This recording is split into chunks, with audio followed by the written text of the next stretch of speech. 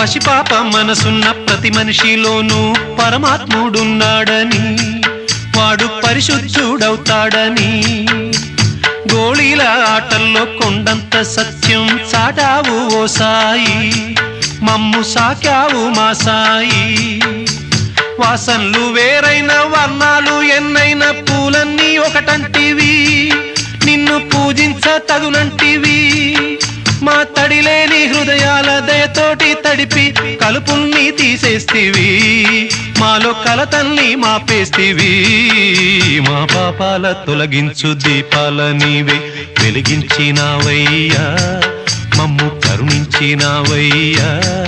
జన్మ జన్మాల పుణ్యాల పంటల్లే నిన్ను దర్శించినామయ్యా, మేము తరించినామయ్యా.